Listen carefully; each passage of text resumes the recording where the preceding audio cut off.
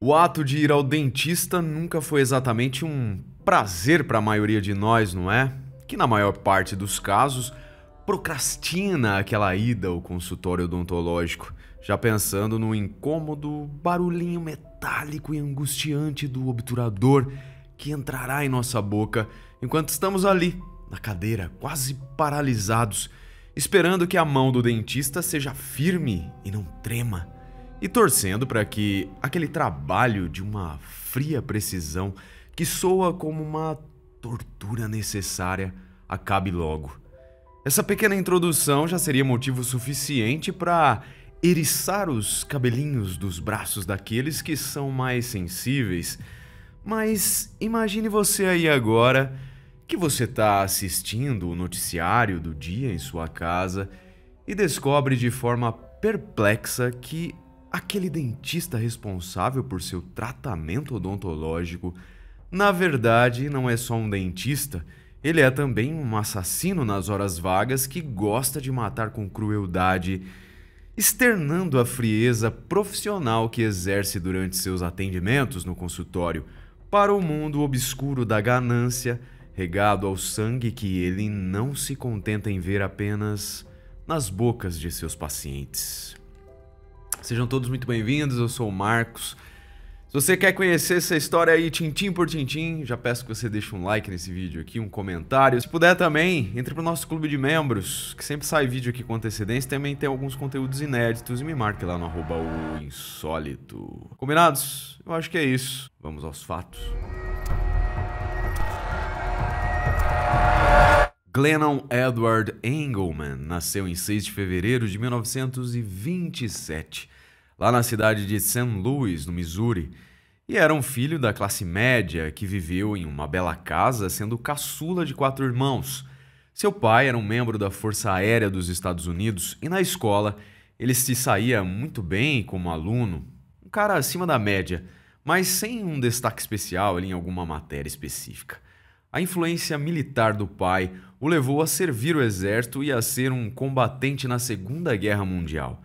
Assim, ele acabou se tornando um veterano e depois que se formou em odontologia na Washington University em St. Louis, em 1954, ele passou a exercer a profissão de dentista, tendo seu consultório na região de Southside, no bloco 4600 da Gravois Avenue. O Dr. Glennon Engelman era tido por muitos de seus pacientes e conhecidos como um bom dentista e cidadão de respeito, inteligente e voltado ao altruísmo, visto que já havia atendido várias pessoas gratuitamente e gostava de ajudar aqueles que não tinham condições financeiras a terem um bom tratamento dentário. Portanto, galera, foi um tremendo choque quando essas pessoas aí souberam que o bom doutor havia sido preso lá no início de 1980 e que um atentado à bomba em 14 de janeiro daquele ano no carro de sua ex-auxiliar, uma mulher chamada Sophie Marie Barreira, que morreu com essa explosão, tinha sido confirmado pela polícia como sendo obra de sua autoria. Mas não era só isso. Aquilo era somente um passo para encerrar as sérias e atordoantes investigações que haviam tido início 22 anos antes.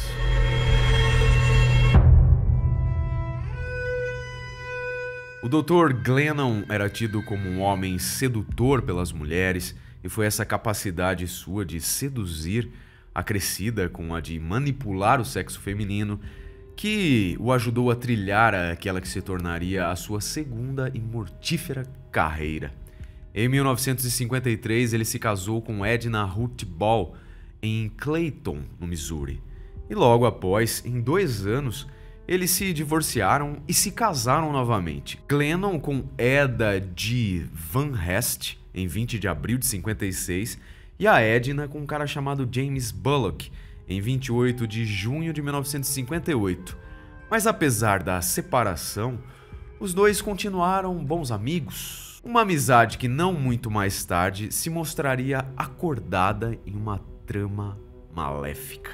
Buscando expandir seus ganhos para além do que ele conseguia como dentista, o Glennon firmou uma sociedade com seu parceiro Eric Frey e juntos eles abriram uma pista de corrida chamada Pacific Drag Strip, mas a mentalidade de um homem de negócios, ou seja, a mentalidade do Eric, parecia não casar muito bem com a ambição do doutor, se é que vocês me entendem, que ia muito além ali do comum desejo capitalista.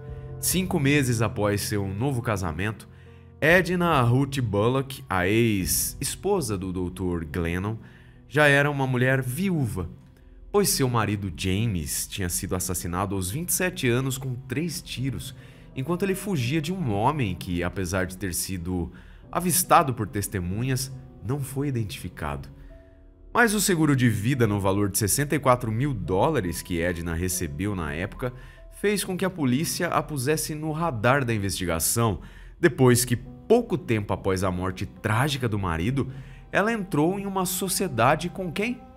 Com o Glennon, investindo $20 mil em sua pista de corrida, o que caracterizava uma atitude pra lá de descabida e muito suspeita, não é mesmo? E talvez por não querer ser afoito demais em sua ganância e pensando em deixar a poeira meio que baixar, 5 anos se passaram, até que em 1963 o bom doutor voltasse a despertar o interesse da polícia.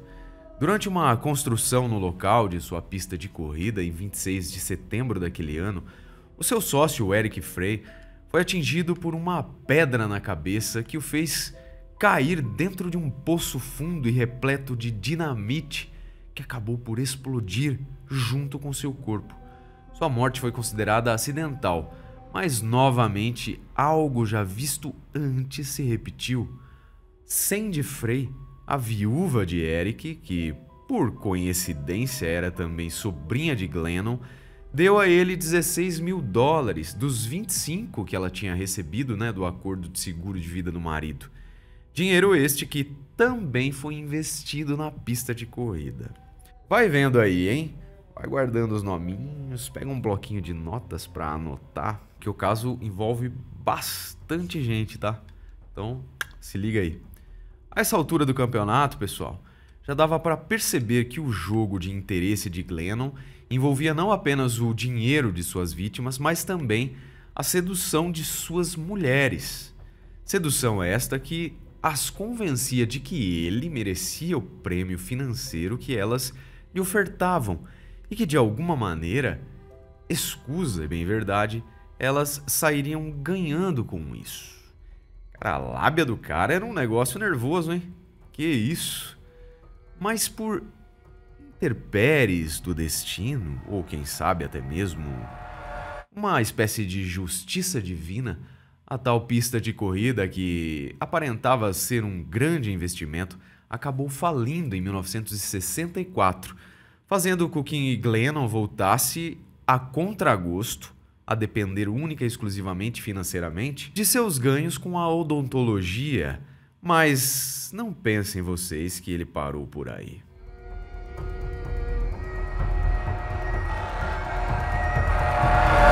Em 15 de abril de 1967, o Glennon se divorcia de Eda Van Hest e casa-se novamente com uma mulher que seria sua terceira e última esposa. Ela se chamava Ruth Jolie, com quem ele teve seu único filho, e 9 anos mais tarde, em 1976, ele convenceu a Carmen Miranda Halm, de 24 anos, uma jovem que foi sua assistente, a quem conhecia desde a infância, a tramar a morte do marido, um cara chamado Peter J. Halm, de 26 anos, um técnico de telefonia com quem havia se casado há pouco menos de 1 ano. Para esse crime, Glennon contou também com a ajuda de um cúmplice masculino, um amigo seu chamado Robert Handy, de 47 anos, que carregou o rifle que ele usou para atirar fatalmente contra Peter pelas costas, próximo a um lago em uma área florestal na cidade de Pacific, no Missouri. Logo após esse assassinato, Carmen, a então jovem viúva, recebeu $75 mil do seguro de vida de Peter, dos quais 10 mil foram direto para o bolso do Dr. Glennon. Cabe parafrasear até um grande sucesso do Guns N' Roses, né? Glennon era como uma bomba relógio no meio de uma tempestade que ansiava para que seu apetite por destruição fosse alimentado. Em 1977, dando sequência a esse ensejo, ele tornou-se amante de Barbara Boyle, que era casada com Ronald Guzziwilli, de 33 anos, o único filho herdeiro de um negócio de petróleo de seus pais, que tinha uma fazenda perto de Edwardsville, no Illinois. Bom, pela descrição das últimas pessoas e de seu negócio, esse seria de longe o maior e mais ambicioso golpe, né, do dentista assassino, que lhe renderia um grande lucro. Para tanto, ele contaria outra vez com o apoio de seu amigo e parceiro nas armas, o tal Robert, além, é claro, da própria Bárbara, a esposa do Ronald, o herdeiro do negócio de petróleo. Caramba, cara, eu tô contando aqui pra vocês e fico imaginando como que esse cara abordava essas mulheres aí pra convencê-las a assassinar o marido pra ficar com o dinheiro do seguro, dinheiro da herança, seja lá o que for, e ainda assim mandar uma grana pro cara. Continuando aqui, galera, em 3 de novembro do mesmo ano, o casal Arthur e Vernita Guzziwilli, os pais do Ronald, foram assassinados cruelmente em sua fazenda. Arthur tinha 61 anos e teve sua morte mais rápida, sendo alvejado a bala. E a Vernita, com 55 anos, foi espancada até a morte com uma marreta. Com isso, o Ronald Guzziwilli teve o direito à sua herança de filho antecipada através da tragédia sangrenta que, se abateu sobre sua família. E na dor de seu luto, ele jamais imaginou que a mulher que estava ao seu lado ali o consolando fosse uma das mentoras daquele crime inescrupuloso e perverso, e tampouco que ele mesmo seria a próxima vítima de um plano diabólico. A paciência assassina do Dr. Glennon se estendeu até quase 1 ano e meio depois, quando em 4 de abril de 1979, Ronald foi morto com um tiro e marretadas na cabeça em sua casa, mas seu corpo só foi encontrado 4 dias depois em um carro, ao lado de um motel em East St. Louis. O padrão se repetiu e a viúva Bárbara recebeu cerca de $340 mil do seguro do falecido marido, que pretendia compartilhar com seu amante e parceiro de vida criminosa, o Dr. Glennon. Pois é, inacreditável, né? Mas agora aqui voltamos lá ao início do vídeo do caso, quando eu mencionei aquela explosão do carro em que Sophie Marie Barreira, a ex-assistente do Dr. Glennon, foi morta por ter cobrado dele uma dívida de $14.500. Pessoal, complemento de informação aqui sobre a Sophie Marie Barreira. Eu falei no começo que ela era assistente do Dr. Glennon, né? Mas na verdade ela tinha uma clínica que prestava serviços ali para ele, né? Algum tipo de serviço secundário que ele precisava ali no seu atendimento como dentista. Só que ele nunca pagou a mulher por essa prestação aí de serviço que ela fazia para ele, né? Então esse daí foi o motivador desse crime em específico. É lógico acreditar aqui que dinheiro o bom doutor tinha, mas com certeza sua sede de matar ainda não tinha sido aplacada, o seu vício, né? De posse então de todas as provas que tinha coletado, a polícia caiu em cima do dentista assassino, que foi acusado por Frederick Barreira, o filho da Sophie Marie, de ter assassinado sua mãe. Glennon Engelman foi conectado aos demais assassinatos que pareciam cercá-lo como peças que se encaixavam em um quebra-cabeças.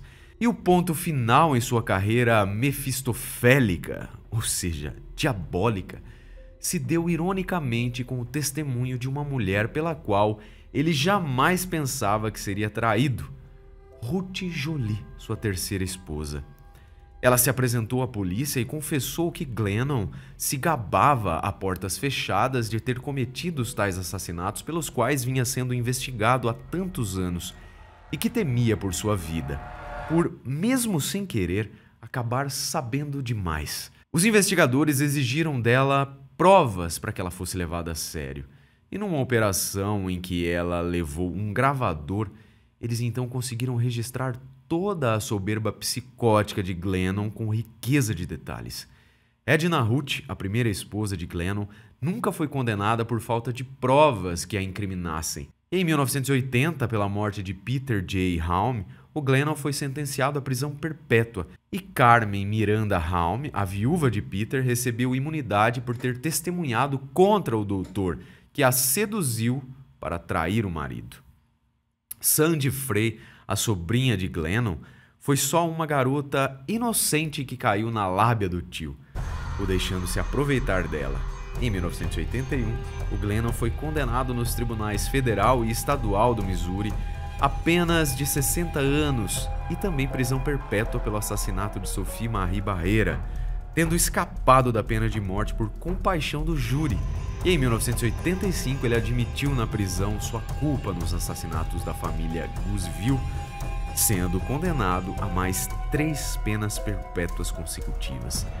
Seu amigo e ajudante, o tal Robert Hand, pegou 14 anos de prisão por ter confessado sua participação nos crimes, e Barbara Boyle, a amante ardilosa, foi absolvida pela acusação de ter participado nos assassinatos dos pais de seu marido Ronald, mas foi condenada a 50 anos pela morte do Ronald, dos quais ela cumpriu apenas 25, sendo libertada em 10 de outubro de 2009.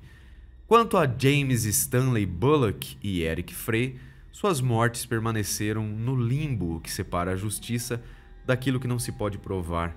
Em março de 1999, aos 72 anos de idade, a vida do Dr. Glennon Engelman chegava ao fim na enfermaria do Jefferson City Correctional Center, onde ele já tinha um histórico de tratamento causado pelo diabetes.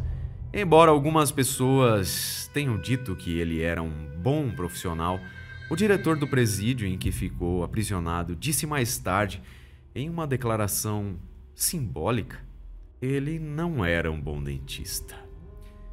Pois é, abduzidos, um caso é bom, né? Um caso clássico onde o criminoso tem ali uma estrutura familiar excelente, né? Teve bons estudos, boa formação, tinha ali uma carreira, um bom emprego.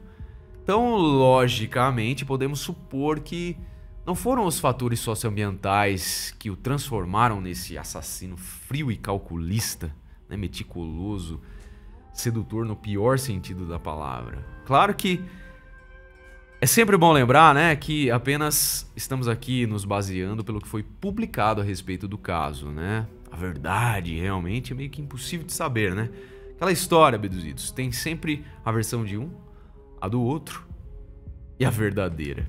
Mas, no entanto, todavia, contudo, fazendo aqui a análise pelo que a gente acabou de conhecer aí da história, é possível acreditar que o Dr. Glennon veio com uma semente do mal de fábrica. O cara tinha empatia zero, era um dominador que, apesar de não ser bonito, o que teoricamente facilitaria ali a sua vida de criminoso, tinha um poder de sedução fora do normal. Por que fazer o que esse cara fez, galera? Passar tantos anos aí sem ser pego ou delatado até, inclusive, pelas pessoas ali que ele, né, manipulava. Afinal de contas, ele sempre pegava o dinheiro, né, dos seguros. Então, gente, tava editando o vídeo aqui e eu achei pertinente fazer esse adendo aqui, porque dá a sensação que eu tô falando que o cara... como o cara convencia essas pessoas aí.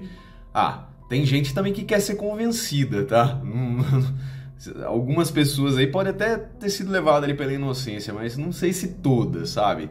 Também o povo ali cresceu o olho, né, no cara, queria grana também, então não são santinhas não, tá? Só pra deixar isso claro aí, porque eu achei que ficou faltando esse detalhe. E como a gente viu, ele pegava ali lá, primeiramente pra colocar na pista, que supostamente as pessoas que ele manipulava talvez tivessem interesse em fazer parte ali da sociedade dele, um negócio bizarro, mas pode ver que o cara era um péssimo empresário, né? Porque o negócio faliu e ele continuou na vida do golpe. Certamente ele não tinha o mesmo talento de manipular para os negócios. Também aqui, fazendo um paralelo, é possível a gente aqui conjecturar que talvez, pelo fato ali da criação mais rígida dele, né? O pai militar, depois ele também serviu. Com muito esforço aqui, pelo menos para mim, a gente pode talvez ali entender como um gatilho, né, pro seu desvio de caráter, mas tem que ter muito esforço mesmo, hein, pra pensar nisso, porque não há nenhum relato de que o pai abusava dele, né, abusava da rigidez ali na criação. Era certamente alguém firme, sim, pela formação militar, mas Venhamos e convenhamos, né? Firmeza, falar em firmeza, isso é uma coisa que o caráter do filho dele não tinha. Felizmente, mais cedo ou mais tarde, a casa sempre acaba caindo, não é? Mas e vocês, queridos abduzidos? Teorias sobre o caso? Teria despertado esse lado assassino no Dr. Glennon? Claramente, a ganância, né? Vontade de ter ali grana, mas tem o bloqueio ali, né? Que separa pessoas normais de assassinos, né? Aquela linha tênue, que geralmente, apesar de ser tênue, a gente bate e volta, né? Bate e volta. O que faz essas mentes aí ultrapassarem isso é realmente algo a se pensar. Mas é isso, espaço dos comentários aí é de vocês, quero ler todos os comentários, beleza? Assim que sair o vídeo, vou dar alguns coraçõezinhos aí para os primeiros, fechado? É isso, muito obrigado por sua companhia, espero vê-los no próximo episódio.